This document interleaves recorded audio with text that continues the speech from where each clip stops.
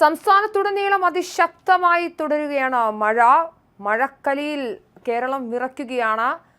ശക്തമായി തുടരുന്ന മഴയിലും കൊടുങ്കാറ്റിലും വൻ നാശനഷ്ടങ്ങളാണ് റിപ്പോർട്ട് ചെയ്യപ്പെടുന്നത്. മധ്യ കേരളത്തിലും തെക്കൻ ജില്ലകളിലും ഞായറാഴ്ച അർദ്ധരാത്രിയോടെ ആരംഭിച്ച് പുലർച്ചെ വരെ നീണ്ടു നിൽക്കുന്ന ഇപ്പോഴും തുടരുന്ന ശക്തമായ മഴയാണ്. മണിക്കൂറിൽ 40 മുതൽ 50 കിലോമീറ്റർ വരെ വേഗതയിൽ അടിക്കുന്ന കാറ്റും ജനജീവിതത്തെ പൂർണ്ണമായും തകിടം മറിക്കുകയാണ്.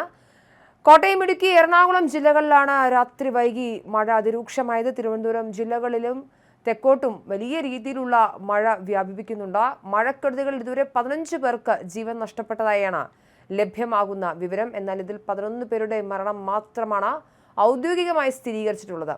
കൊല്ലം, തിരുവനന്തപുരം ജില്ലകളിൽ അതിൻ്റെ തീരങ്ങളിൽ വീശിയടിച്ച ശക്തമായ കാറ്റിൽ കടലിൽ വള്ളം മറിഞ്ഞ് 4 മത്സ്യത്തൊഴിലാളികളെ കാണാതെയായിട്ടുണ്ട്. ഇവർക്കായുള്ള തിരച്ചിൽ കടലോര സേനയുടെ നേതൃത്വത്തിൽ പുരോഗമിക്കുകയാണ്. അതിനിടെ ദുരന്തബാധിത മേഖലകളിൽ നിന്നും 7674ഓളം ആളുകളെ 273 ദുരിതാശ്വാസ ക്യാമ്പുകളിലേക്ക് മാറ്റിപ്പാർപ്പിച്ചതായി മന്ത്രി എ പി അനിൽകുമാർ വ്യക്തമാക്കി. സംസ്ഥാനത്തുടനീളം 30 വീടുകൾ പൂർണ്ണമായും 293 വീടുകൾ ഭാഗികമായും തകർന്നതായും റിപ്പോർട്ടുകളുണ്ട്.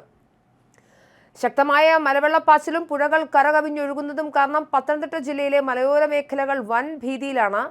കക്കാട്ടാർ, പമ്പയാർ എന്നിവയുടെ തീരങ്ങളിൽ താമസിക്കുന്ന ജനങ്ങൾക്ക് മിന്നൽ പ്രളയ മുന്നറിയിപ്പുണ്ട്. പത്തനംതിട്ടയിലെ മൂഴിയാർ ഡാമിൽ റെഡ് അലർട്ട് പ്രഖ്യാപിച്ചിട്ടുണ്ട്. ഏത് നിമിഷവും ഷട്ടറുകൾ തുറന്നേക്കും. റാന്നി, കോഴഞ്ചേരി താലൂക്കുകളിൽ അതീവ ജാഗ്രതാ നിർദ്ദേശം പുറപ്പെടുവിച്ചു. കഴിഞ്ഞ ദിവസം വന്ന മിന്നൽ പ്രളയത്തിൽ റാന്നിയും കോഴഞ്ചേരിയും ഒക്കെ വലിയ രീതിയിൽ വെള്ളം കയറി മുങ്ങിയിരുന്നു. ഈ സാഹചര്യത്തിൽ നാട്ടിലെ സാധാരണക്കാരായ ജനങ്ങൾ അടുത്ത ജാഗ്രതാ നിർദ്ദേശം ലഭിച്ചിരിക്കുകയാണ്. എന്തായാലും സുരക്ഷ മുൻനിർത്തി ശബരിമല നിറപുത്തിരി പൂജകൾക്കെത്തിയ തീർത്ഥാടകരെ പമ്പയിലേക്ക് കടത്തിവിടാതെ എരുമേലിയിലും നിലയ്ക്കലിലും പോലീസ് തടഞ്ഞു. രാവിലെ കാലാവസ്ഥ വിലയിരുത്തിയ ശേഷം ഇവർക്ക് യാത്രാനുമതി ഉണ്ടാവുകയുള്ളൂ.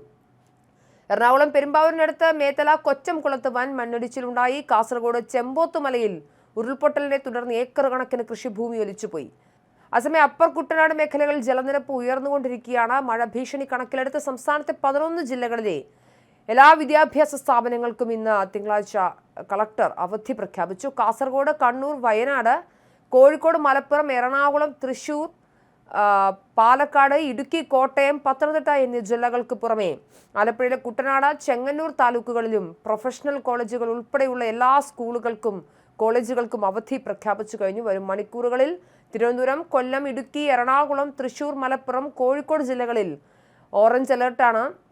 ഓഗസ്റ്റ് 6 വരെ സംസ്ഥാനത്ത് ഒറ്റപ്പെട്ട ശക്തമായ മഴ തുടരുമെന്നാണ് മുന്നറിയിപ്പ്. കടൽ പ്രക്ഷുബ്ധമാകാൻ സാധ്യതയുള്ളതിനാൽ കേരളം, കർണാടക, ലക്ഷദ്വീപ് തീരങ്ങളിൽ നിന്നുള്ള മത്സ്യത്തൊഴിലാളികൾ യാതൊരു കാരണവശാലും കടലിൽ പോകരുത് എന്ന് കേന്ദ്ര കാലാവസ്ഥാ വകുപ്പിന്റെ കർശന നിർദ്ദേശമുണ്ട്.